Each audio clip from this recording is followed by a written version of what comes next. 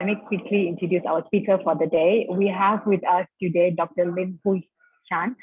She's actually a clinical psychologist for the past 8 years, and she's also a program director for Masters of Clinical Psychology from the School of Liberal Arts and Science, Taylor's University. So she's an in-house talent who will be sharing her experience and her points for the first 30 minutes, and then we will go through Q&A for about 10 to 15 minutes. And after that, we'll end the session, and then we will keep our volunteers, and we will go through some housekeeping reminders and also updates. So if you have any question that comes to your mind that you would really like to ask her, but if she's speaking in the first 30 minutes, please do put it in the chat box or write it down, and please stay and ask us during the question and answer session so that everyone can learn from your question as well. So the floor is yours, Doctor. Thank you so much, Dharani. So good evening to everyone. I'm glad that I have chance to share this part on learning difficulty and introductions for all the audience. I know majority of you must be from the Project Baca volunteers, and I know some of you are from outside of Taylor's, and some of you could be Taylor students because I saw some of the familiar names of students that I have taught before. Thanks for joining today. Today the topic, because it's only a very short sharing, so we won't be going very in depth. So it will be just some important things that we need to know about learning difficulties and how can we spot some important warning signs so that it helps us to know how can we support people who may be facing learning difficulties. So in general, when we talk about the term learning difficulties, it's actually a very big term that covers so many things. It's an umbrella term for anything when it comes to academic problem of different origins. So any challenges when you realize a child cannot learn, then we would just say that the child has learning difficulties. So it can be a general learning deficit or some low academic performance. So it can be like they score really poorly. Like if we have A until E and F, you normally see them getting that kind of grades that are towards the end, E and F and so on. So some examples is that they may have some specific context. For example, they may be only weaker in terms of reading, weaker in terms of spelling, or weaker in terms of arithmetic, math related kind of conditions. So what are some of the important warning signs for us to look after to know if a child has learning difficulties or not? So one of the important things that we need to look into is that the child doesn't master skills in reading, spelling, writing, or math at or near expected age and grade levels. So you can know that in different countries, they have different levels and grades. So we look into, in general, in the same country, same population, same context, the one who are same age with the child, their learning ability is just very different. So if they cannot read, spell, write, or do math, the same level of how their same age peers do, that's where we will suspect that the child may have learning difficulties. Another warning signs to look after is that the child can't seem to understand, even though your instruction has been worded in a very simple way, or even follow the instructions. The child will be, after you say an instruction, other child maybe start doing it, but this child may have difficulty to even understand what exactly was going on. So that's where we need to look after this sign. Another sign is that someone have told the child something, but the child kind of seems to recall what exactly was told just now. What did the teacher ask me to do? What did my mom ask me to do? That the child can't seem to recall. Another warning signs to look after is that in terms of walking, you may realize that the child can't really walk well. They have some coordination problem in walking. Sometimes in sports skills also, you may notice that they sometimes call this child clumsy, that they can't seem to be doing that well. And even when we are talking about pencil gripping skills, they can't seem to hold a pencil well. Their hand, even though you have corrected them, you have helped them to adjust an angle, you still notice that they can't really do that well. So that is also another warning sign for us to look after. Another warning sign is that the child may easily just lose something, forget where they place their homework, their school book, or any other item. And I still recall there's one case that the child will purposely hide all his homework because the child doesn't know how to do the homework due to his learning difficulties. So he would hide all the homework so that the father couldn't find it, and the teacher also couldn't locate where is it. Then no one would realize that he cannot do it. That's why sometimes they may be actually hiding it. But another possibility is that they have this learning difficulty that they really forgot where they put the item. And sometimes you may realize that you give them 10 pencils when they come back home, or maybe just left with 5, for example. So that is also some signs that we can look after. Another one is that despite you have taught them how to look into time, they couldn't understand the concept of time. And it's not just merely understanding how to look in terms of the clock. It's more to, you tell them that you only have 5 minutes, and they would think like 5 minutes is very long. Or if you tell them 1 hour, they wouldn't be able to differentiate 1 hour or 2 hours, things like that. So that is the challenge for some of them who have learning difficulties. Another one is that they may resist to do homework or activity, especially when they involve reading, writing, or doing math, or they consistently cannot complete whatever homework or task that is given if no one is helping them. So they need people to maybe just sit next to them to even help them to concentrate, to help them to work on it one by one. Or a teacher need to be guiding them one by one in that sense. So that's why they refuse to do it, because they cannot do it, or they really don't know how to do it. Another one, other than you see that for someone with learning difficulties, they have the quiet one, they just refuse to do it, right? But the more outspoken one, they may end up just say, I don't want to do it, defiance, they won't follow your instructions, or they show hostility, that they become very aggressive, they would shout, they would just against everything that you say, they would have excessive emotional reactions, they would just ended up very angry, not happy, and shouting and everything at school when you need them to do academic related activities. If you ask them to go and play, no issues. But when you ask them to sit down to work on academic related activity, reading, homework, to people who without learning difficulty, we may find this activity so easy, right? We can do it quite easily, but for people with learning difficulties, even this kind of task that seems so easy for us could be very challenging for them. That's why they will show this kind of behavior when we force them to do it. Another thing to look into is that they are quite slow in learning the connections between letters and sound. For example, when we are young, you may not realize that you have already picked up that at this age, that you know how to pronounce R, B, K, D, and so on, the letter and the sound correspondence. All these things is something that we have picked up very easily in the past. But for people with learning difficulty, they can't seem to connect the two. Letter is letter, sound is sound to them. They can't seem to make a connections. Another one, they can easily confuse some basic words. They may not able to understand what is run, what is eat, what is want.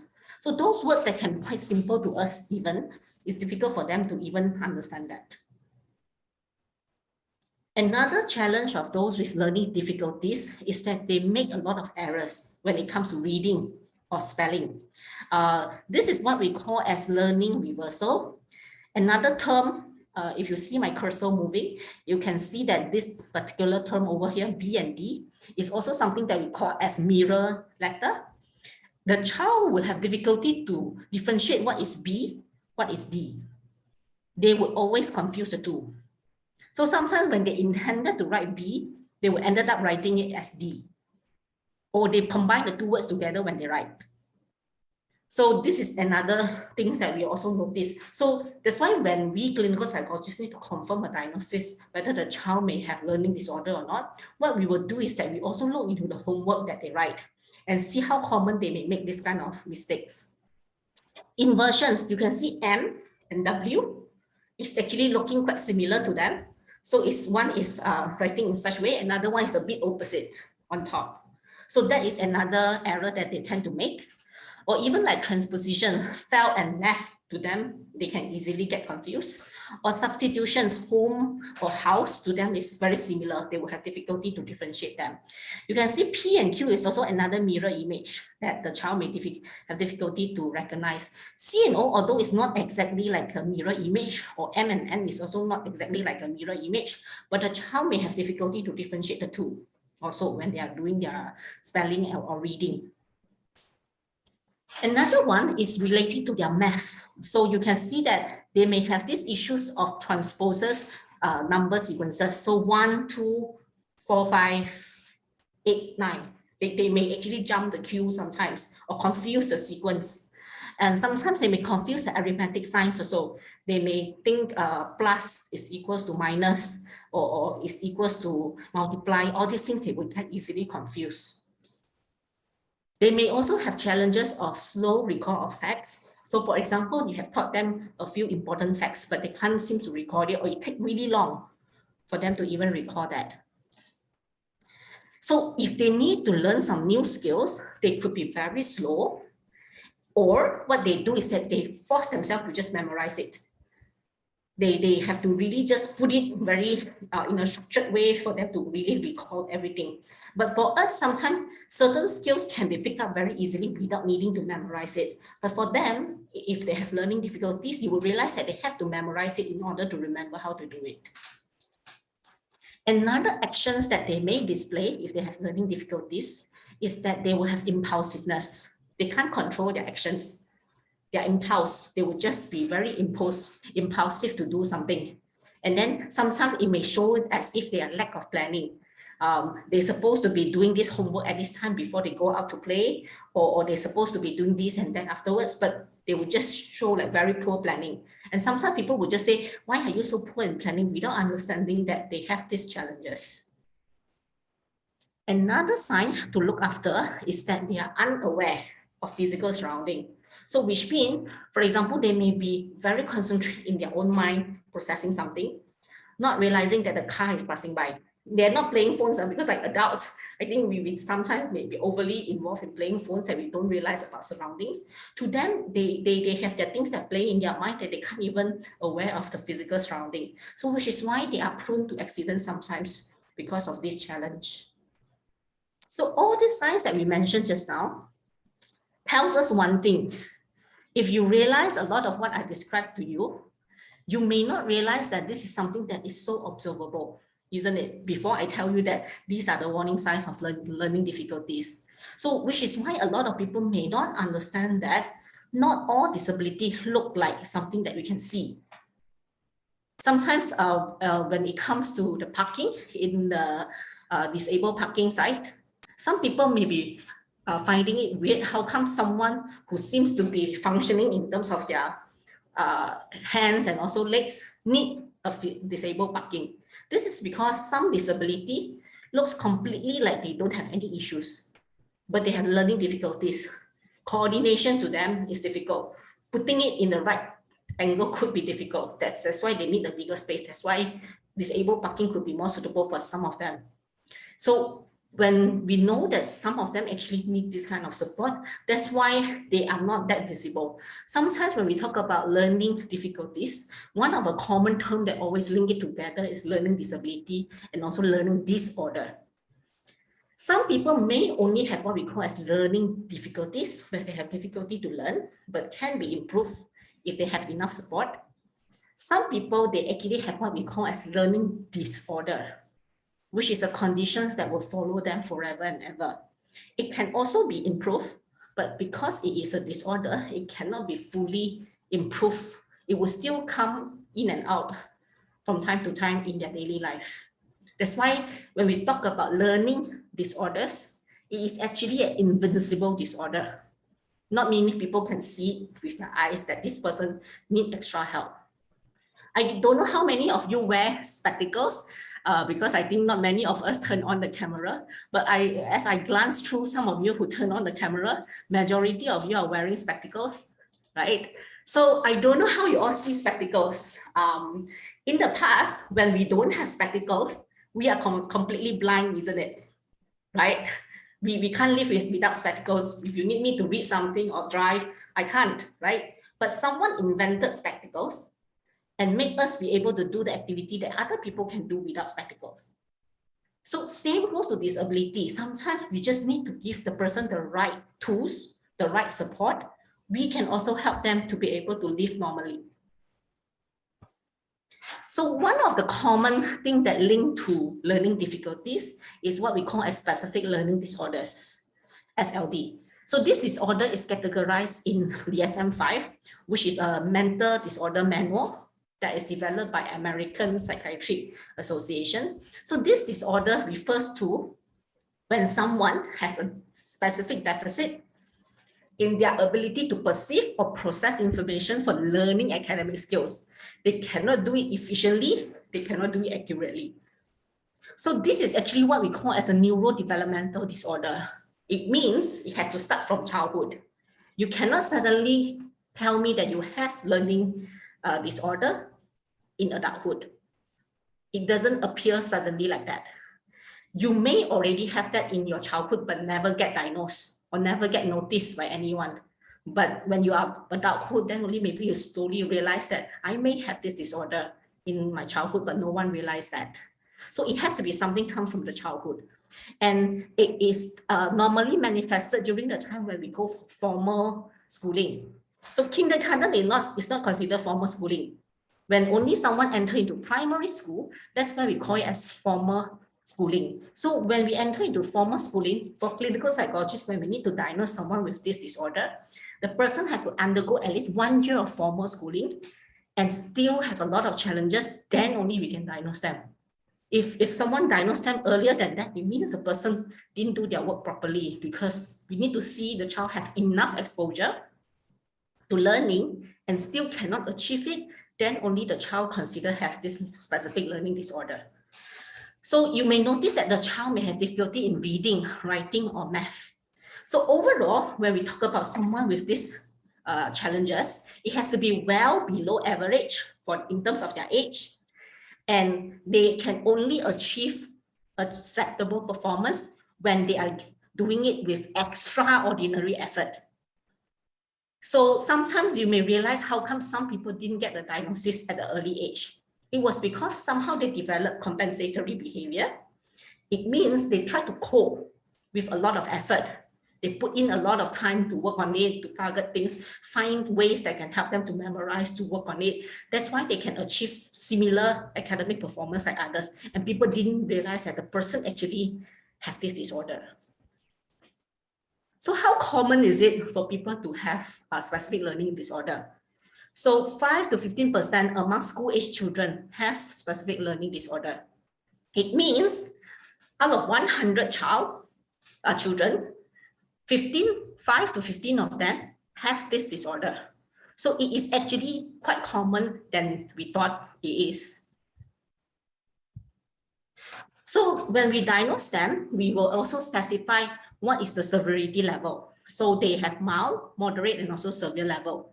So if the child is only mild or moderate, it means with some support and all that, the child can actually still perform well in the academic.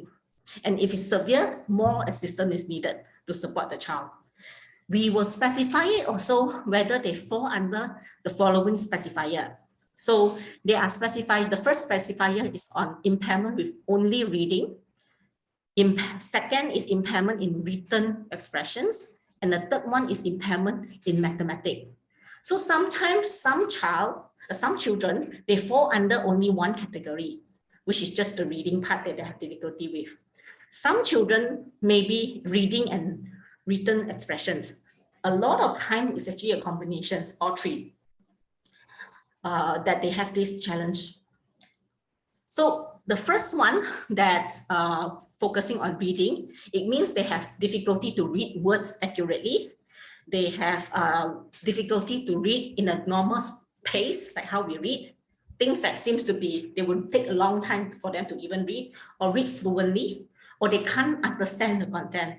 So a common term that maybe some of you may heard of is dyslexia. A lot of people may have heard of the word dyslexia more than the word of specific learning disorder. So how do we understand someone with dyslexia is facing? It's actually looking into this GIF that I have prepared.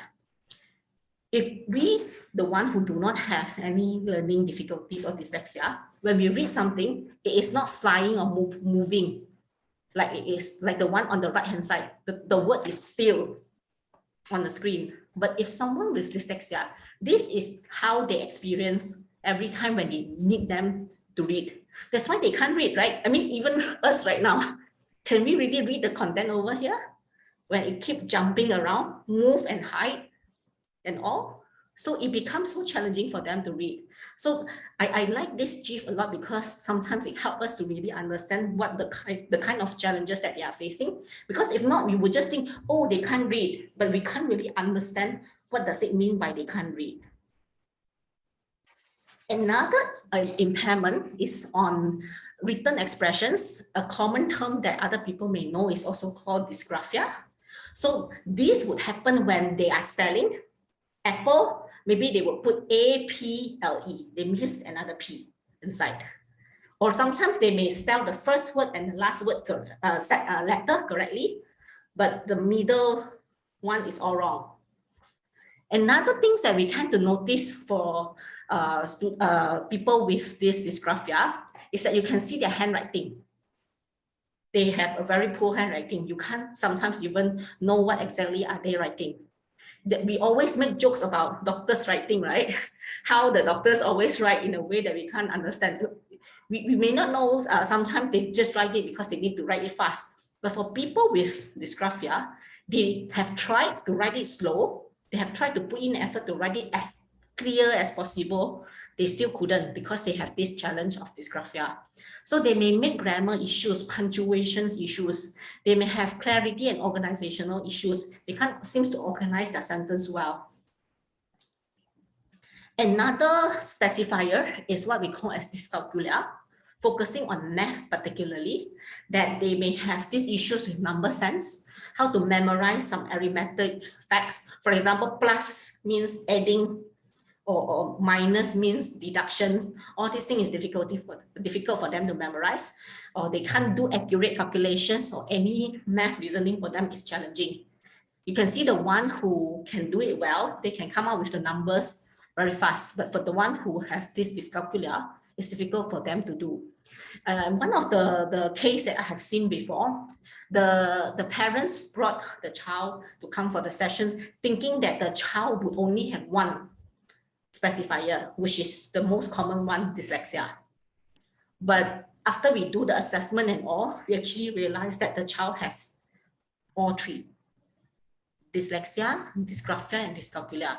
So sometimes I feel quite sad also, only dyslexia seems to be so popular among the populations, and people didn't know that there are dysgraphia and dyscalculia, and people didn't notice how these two can be affecting them a lot in the person's life also.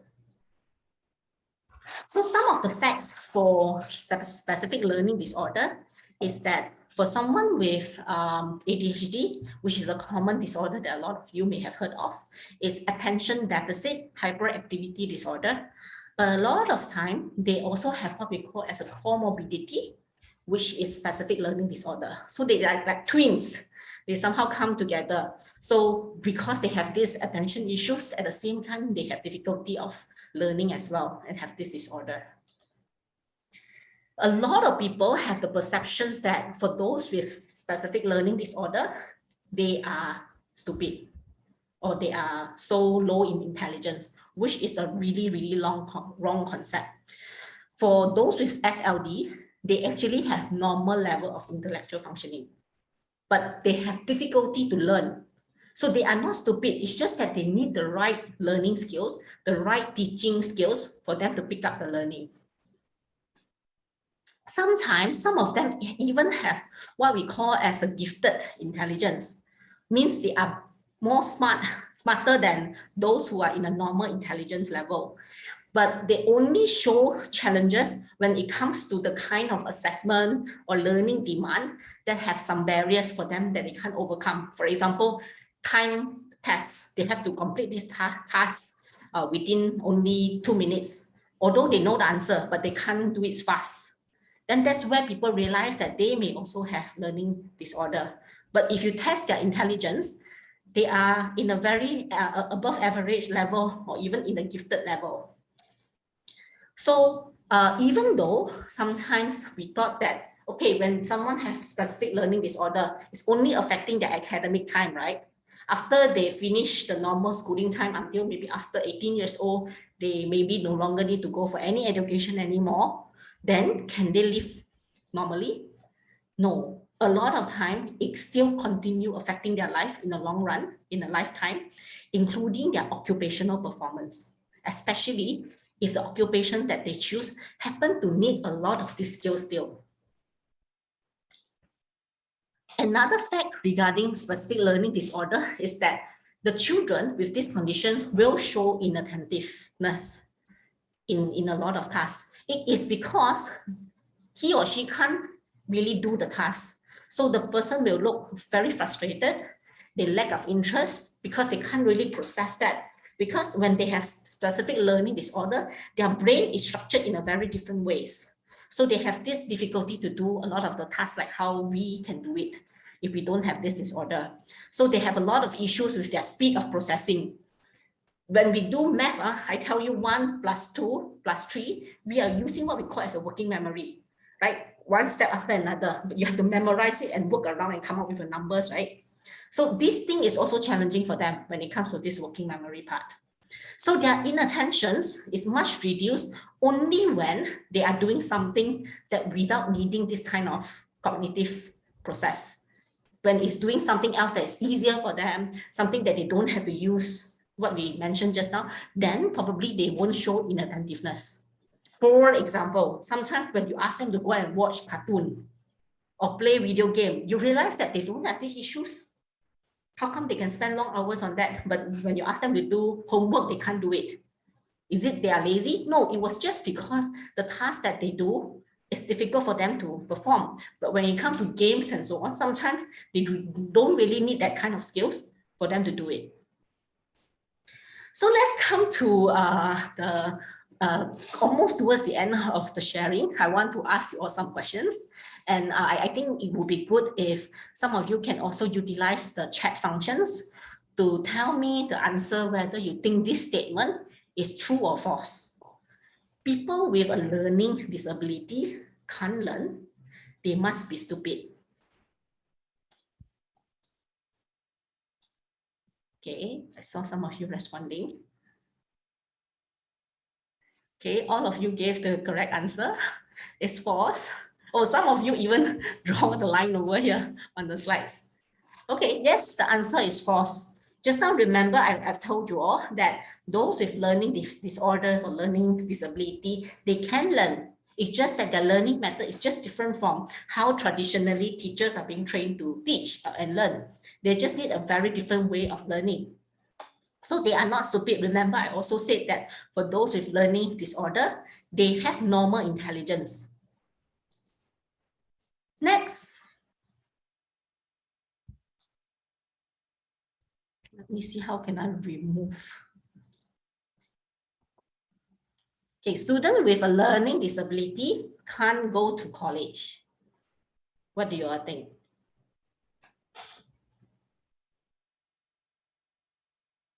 Okay, the answers, again, a lot of you are putting false in the answer. So for those with learning disability, sometimes if they really can't perform in academic performance, what I would normally suggest them to do is for them to focus on occupational skills. Remember, we mentioned just now, not all kind of occupations require academic skills. A lot of the occupations out there don't really need calculations of math, don't really need to write, don't really need to read. For example, hairstylish, they just need to learn how to cut hairs. They don't really need to pick up all these skills. So they can actually perform that kind of occupations too in their life. But if they with enough support and they get the interventions early, a lot of people, because I think in the generations nowadays, a lot of maybe grandparents or even some parents, it's difficult for them to accept that their child has learning disorder. So they would end up keep denying that the child has these conditions it must be not my child. It could be the teacher is bad in teaching. You know, teachers sadly are the one who always get blamed sometimes. But when they keep denying and make the person cannot get a formal diagnosis to receive intervention, that's where they cannot go to college. Because early intervention is very important for those with specific learning disorder. If they can get early intervention, they can proceed to higher education, even up to PhD level. So it is possible, but with a lot of the limitation that I mentioned just now. How early that they get diagnosis, how early that they get treatment and all. Okay, let's move on. Number 3, just because a student has a learning disability doesn't mean he or she has the right to special treatment. When we talk about special treatment here, sometimes you may realize that some of your friends who have actually longer exam time, or somehow they have extension in terms of submitting their assignment, or they do not need to use typing, do not need to use pencil and pen when they write in the exam, final exam. They can use computer to type. That is actually what we meant by special treatment. Do you think someone with learning disability, they have the right to special treatment or not? True or false? So again, when it comes to these conditions, it is important to understand that for those with learning disability, we need to know what kind of disability that the person has and what kind of so-called special treatment that we need to give the person.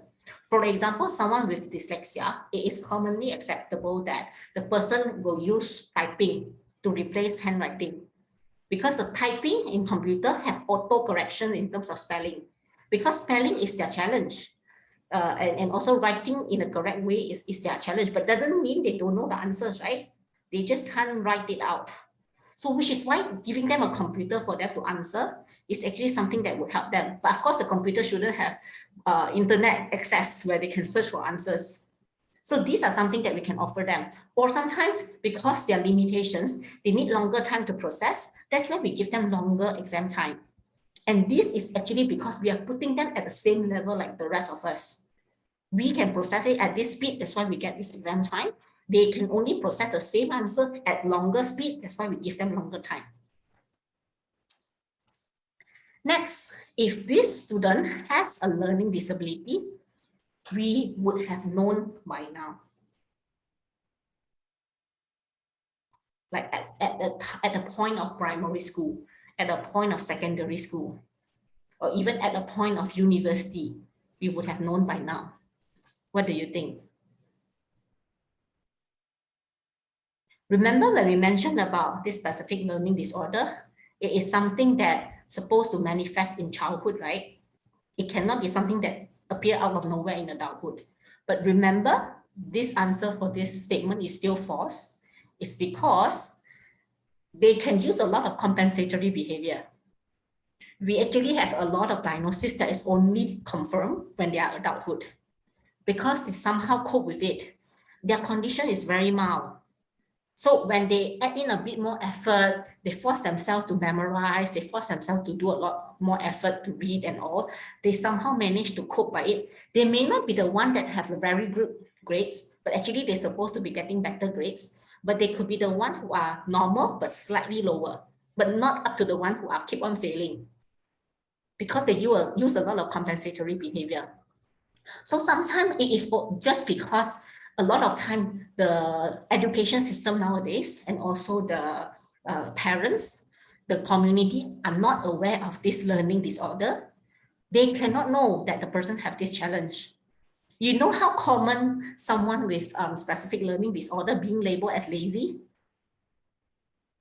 stupid, or you are just not putting the kind of effort that is needed and all. So that's why it didn't get diagnosed, because no one realized that they are struggling. So which is why the next one is that they can do better in school if they just try harder. So this is also another misconception that a lot of people have. Sometimes trying harder is sometimes how other people can do in order to achieve the same academic performance, but not for people with learning disorder, especially if they try the wrong way. If they try the correct way and the teacher have changed their method of teaching them, then it may help them to improve. So which is why a lot of people tend to have this kind of bias, or like some of you have put it on the chat, prejudice towards people with learning disorder, without understanding that it's not just because they didn't try harder. It's not just because they are lazy. It is really something that are stopping them from being able to do the same performance like how others can do. So which is why, remember I mentioned to you all earlier, that it is really important for us to get diagnosis. So at Taylor's University, we have heart psychological services.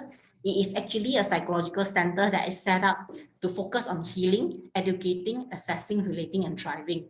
So the Master of Clinical Psychology students in Taylor's University, that they are supervised by experienced clinical psychologists, they actually provide psychological assessment to support those with learning disorder. Normally, for those with learning disorder, the common test that we will do is to start with a clinical interview. We understand the whole background of the person.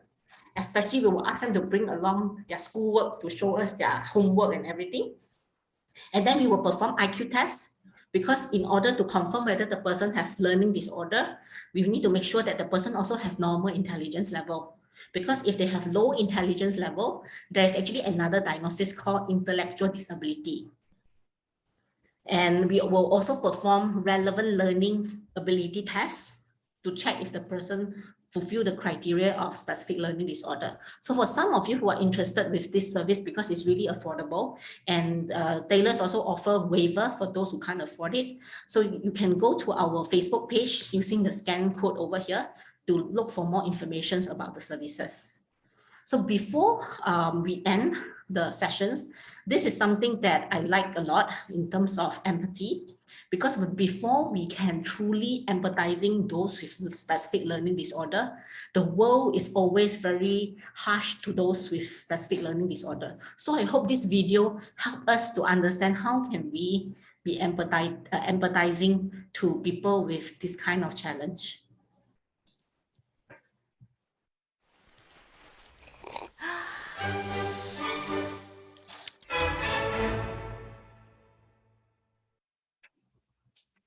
So what is empathy, and why is it very different than sympathy?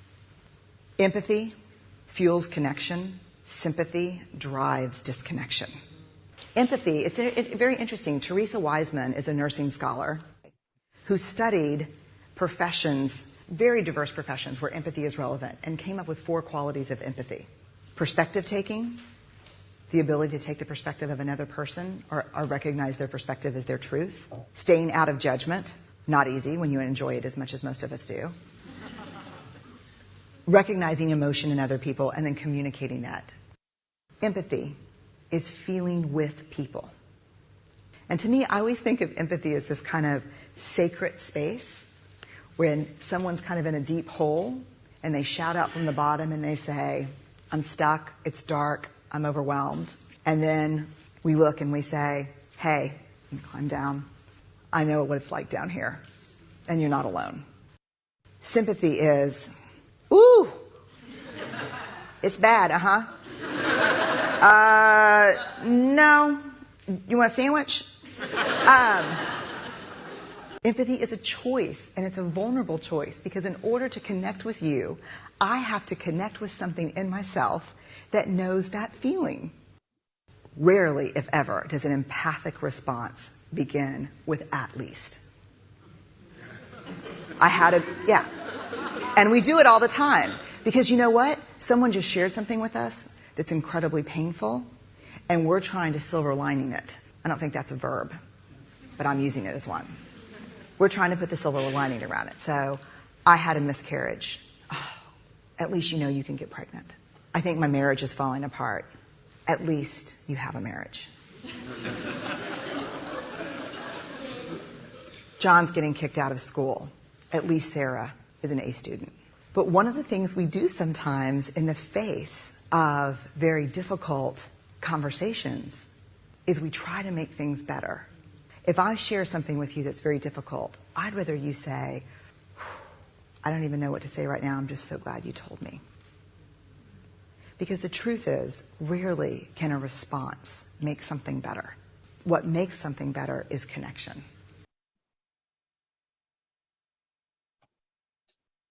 So I hope this video helped you all to know what is empathy. And this is the quote that I would like to have before we go to the Q&A sessions. Every child has a different learning style and pace. Every child is unique, not only capable of learning, but also capable of succeeding. So thank you so much. Is there any questions? Thank you so much, Doctor, for the insightful session. So I think there is one in the chat box. Before that, I think I will kick start with my own question, and then maybe we can move on to the participants.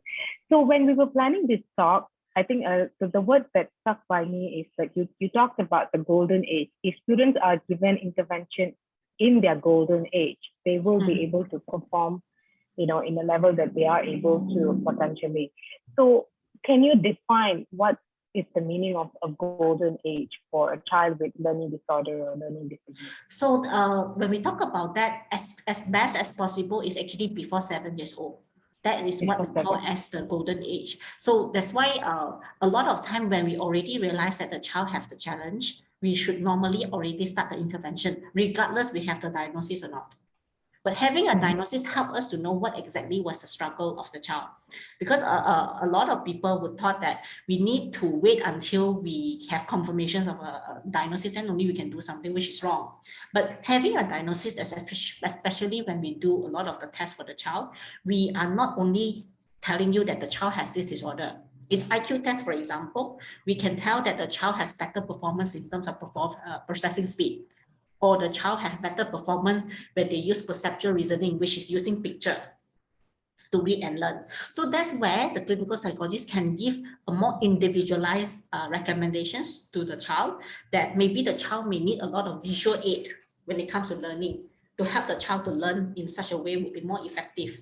Or maybe the child works better in terms of listening, and so on. So that is where we can contribute in terms of a more individualized educational plan. We call it IEP. I think for those who are from education field also would know this is something that you cannot just use the same method of teaching to everyone. You have to put it as an individualized plan to support the respective individual. Thank you, Doctor. So another question on the chat is that, is there any simple intervention skills we can apply to such kids? Especially, let's take for Project Baca, right? We're teaching with a child who probably have this issue. So what are some simple interventions that the volunteers or teachers can do with this children? Okay, when it comes to people with specific learning disorder, I wish we have something simple. Then it wouldn't become a disorder that is so difficult to tackle. That's why there's a program called Orthon Dillingham. It's actually a program developed specifically to support those with dyslexia. So this program is offered sometimes by some organizations like Persatuan Dyslexia Malaysia. They offer it at a very low and affordable cost to support those with that kind of learning challenges. And of course, if we just need to support children with this kind of conditions, maybe our focus shouldn't be making them to do the spelling. We will focus on how can we teach them to read in a way that from the first letter and the last letter, then they can read that word. They don't have to look at the entire or every single letter when they read. This is another way when we help to support them when it comes to reading. So sometimes they are better in terms of graphic, right? So sometimes you cannot use the normal way of writing for them. It was mentioned in some research that if you type it in Times New Romans, because you realize that they have the tail thing, right? When it comes to Times New Romans writing, rather than Arial is very just like that. It's very straightforward. They don't have the tail thing a little, like how Times New Roman has. It was said that that kind of more pictorial kind of letter help them to read better also, rather than the very simplistic alphabet. That is another way that we can help them to read if we choose the right font. And make it bigger for them. That is another technique that can help. Because sometimes for some children, you may print it very small for them. But if you enlarge the font, it also helps them to read better. That is another way to help them. So these are just some of the things that we can do, but sometimes it's just really challenging because it's best that they can go through some specific training to get trained on how to support those with this condition. But these are some of the things that you can try and see. Hopefully it helps, especially when their condition is mild. It is sometimes helpful. Okay, thank you, Doctor. So before I ask Noor Amira's question, I'll ask another question that came to me actually. Okay. So this parent is really this teacher is teaching the sibling who's like what we consider like a regular child, and but now the parent wants the teacher to teach the older brother who is the mom says the child has a ADHD, but doesn't want to properly get diagnosed. Yeah, so looks like they're in denial, but they want the teacher to also guide the brother. So now she's asking, as a teacher, how do I actually get the parents to move out of their denial and actually go and get their child, assessed or diagnosed? How do you convince? Yeah, sometimes the challenge is because they are so afraid of the labeling. And a lot of people are so worried that the label is going to follow them forever and ever. It's just like, I think COVID, right? A lot of people are so afraid of letting people know that they get COVID, and then people will just start getting away from the person. It's the same thing. But if we understand the conditions, we know that this is not something that the person chooses to have, right? It's not the person purposely make mistakes and put themselves into that kind of scenario. It is really born with that kind of condition because it is called neurodevelopmental disorder, right? So one of the risk factor is because it is a genetic reason. It could be passed down from generation to generation. Maybe the parents themselves didn't realize that they themselves have the same struggle. That's why sometimes not only one child in the same family have these conditions, their siblings also have the similar conditions. And you have difficulty sometimes to even convince the parents because the parents have the same conditions. Because it's a genetic conditions, right? So it is important to help them to understand that getting a diagnosis doesn't mean you get discrimination. In fact, you get a lot of support. For example, for those who actually have a confirmed diagnosis, when they go to KK and get the doctor to certify this, they can apply for OKU card. I know OKU term is really discriminating to some people, but because of the OKU card, you get to go into special needs school. You get to get allowance, also some support in terms of that. And you get a lot of privilege because of that as well. And only with this kind of confirmed diagnosis, that's where the universities or college or school can give you the longer time of exam, the special treatment that we mentioned just now. So sometimes they need to know that getting a diagnosis is actually helping them with all of this treatment or things that will be supportive to them rather than making their life difficult.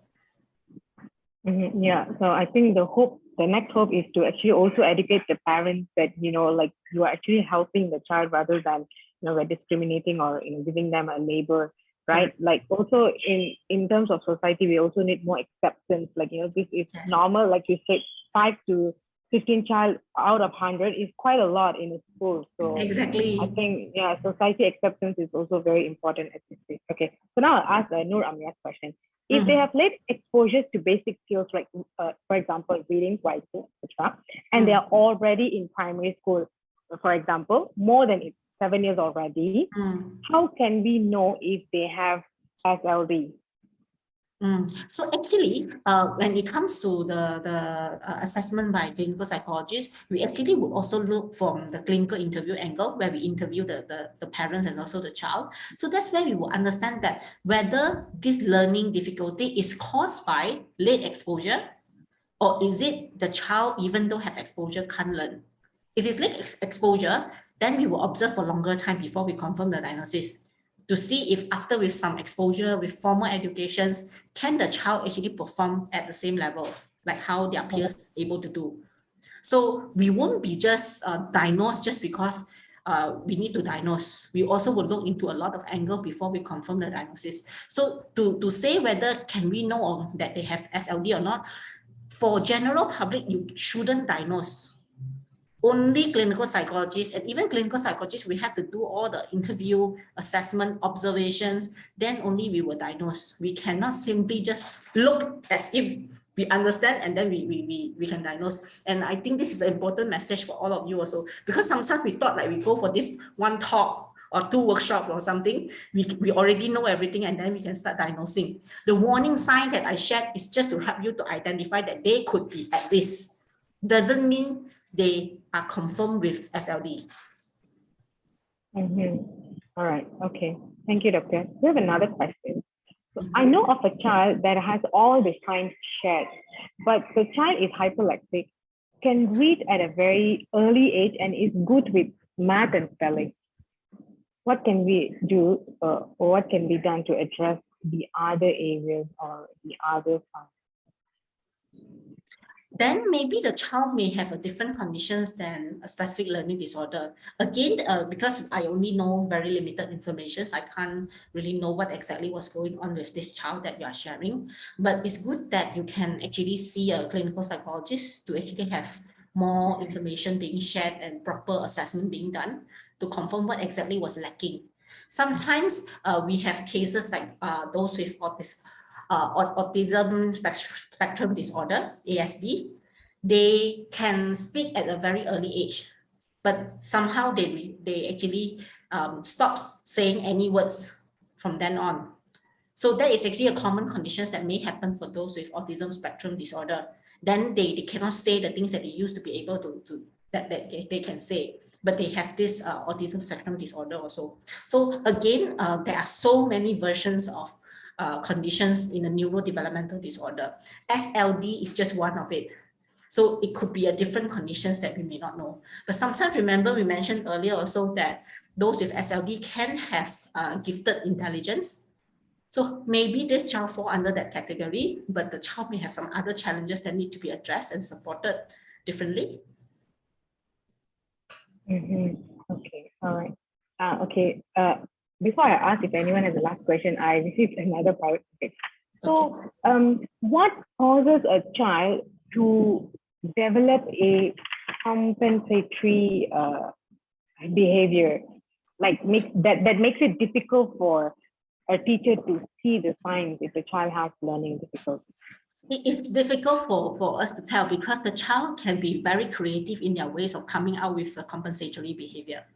We really wouldn't know because, like I mentioned just now, they have normal intelligence. So they can actually come up with something to show as if they know while they don't know.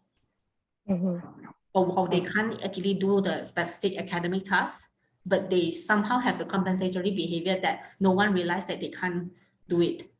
So it can be so many different versions. So sometimes it's really hard for the teacher to realize. But one way that can help you is the consistency. Because compensatory behavior sometimes only will be helpful in one or two scenarios. But in a consistent manner, you will see that how come sometimes the person can do the same thing, but another time the same child can't do the same thing. That's where we will realize that something is off. Okay. Thank you, Doctor. So, is there any other questions or any last questions that you want to ask Dr. Lim while she's still here? Anyone? You can put it in the chat or you can unmute and ask yourself as well. Hi. Okay, looks like no further questions, Doctor. So thank you so much for this insightful session. Even as a teacher, I had a child who didn't understand the plus sign and I had to go over it every morning. So I kind of understand the importance of picking up these early signs as someone who's working very closely with students and children at home or in any other relevant topics of engaging with the child. So thank you so much. And I hope, we can do more talks like this and educate more people in the future because this needs to be done and everyone needs to be aware of it. And I think it's a social responsibility as well to be aware of all these and be helpful where we can. So thank you so much for taking the time today. And I'm very glad that we did this today, Doctor. So thanks a lot. Thanks. So I'll leave right now. Yeah, sure. Okay. Sure. Thank you so much. All right. All right. So I see most of you guys are all our volunteers. So if there's one or two who are not our volunteers, so feel free to leave the session if you want to. But to our volunteers, kindly do hold on. We want to go over some housekeeping stuff, and then we will let you go. I know we are very close to 9 o'clock already, so this is very quickly. Miss Emma, would you like to take over? Hi, everyone. Thank you so much. I realized halfway through that I should have started with this. I think the reason why we did this session as part of our Project Baca Baca's training for volunteers is that because we have a large pool of students, we have 100 students, we have almost 100 volunteers as well. We just don't want any volunteers to miss out the signs. Sometimes a child may be a little slow in progressing, and that could be just because the child is the starting level, the starting point of the child is quite low, and the child is taking some time to get used to you as the volunteer, to establish the rapport, overcome his or her shyness. So that would take about a month or two. I've had volunteers in the past coming to me saying, I probably it's me, I'm not doing it right, my child is just not progressing. And I always say, give it some time, and then you will see the progress. Now, but if it's gone to 2 months, 3 months into your sessions, you should be able to see some progress, even very little progress. But if you can't, then there may be underlying factors like learning difficulties. And you may not be able to diagnose this, but if you think there is such a situation that you're having classes regularly every session, but still the child hasn't progressed, the child is still at where the child started 2 months ago, then it's time to highlight that to your mentor volunteer or to Tarane, and so that we can then talk to the parents, see if we can bring them to the heart lab at Taylor's University for them to get a free diagnosis, because all the children who are participating in Project Baca Baca come from B40 households, and they offer free services for children from these families. So we can get that done for free, but the only thing is that they have to come. So except for volunteers who are teaching in Kota Belud, teaching children from Kota Belud, I think for the rest, we probably can work out some way for them to come to Taylor's. So that's the reason why we're doing this training session. So now the last 5 minutes, I promise, because it's already 9 o'clock, just some couple of housekeeping things. We are halfway through our Project Baca Baca, and I do want to thank each and every one of you for staying on with us, for giving us your time. I think that's you guys are the success of Project Baca Baca. So thank you so much for staying on. Thank you so much for remaining passionate, remaining committed to this project, remaining committed to getting children to read and eradicate learning poverty in Malaysia. The first thing is, along the way, of course, we've had several hiccups. We've spoken to some volunteers. So we've come up with this new guideline on reading sessions. So if a child misses 3 sessions, or if a volunteer misses 3 sessions, we would reevaluate the participation of the child or the volunteer. So if the child that you are teaching, or the parents rather, keep postponing, keep canceling classes without any legit reasons you feel, please highlight it to Tarane or your mentor volunteer.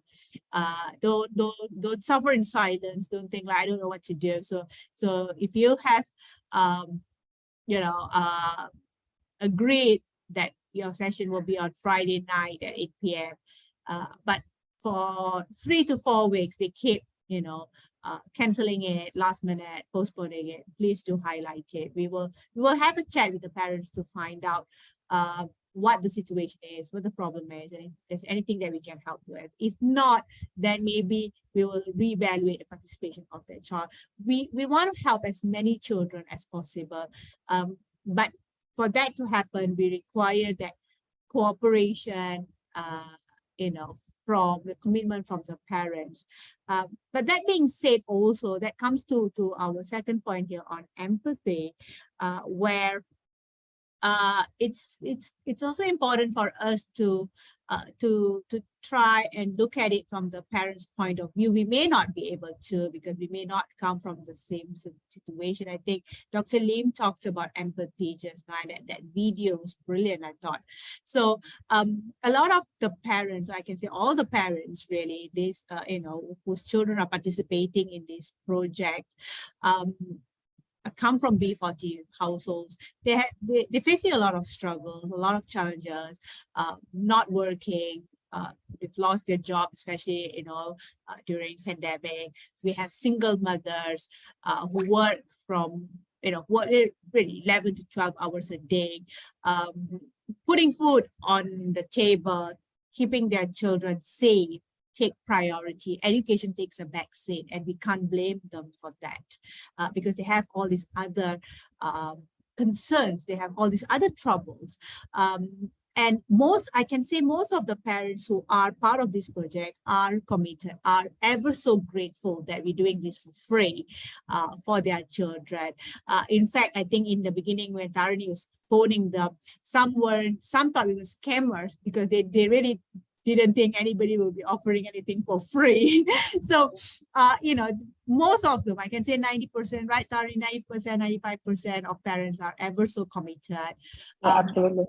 We have a few parents, of course, who have some issues, and you know, if you raise them, you know, highlight that to us, we will obviously have a chat, deal with that. But what we would like you to also which I'm sure you all are already empathizing, sympathizing with them, just to see, you know, if they postpone one class, or, you know, they are late for 5 minutes to class, just take into consideration that, you know, there's a lot of things happening at their house. But of course, that going back to the first one, if they, you know, if they're consistently late for 30 minutes, they're making you wait, then it is your time. We understand it's not fair for you too. So we would want you to raise that to us so that we can help you solve it. We do want you to stay on with us and not quit.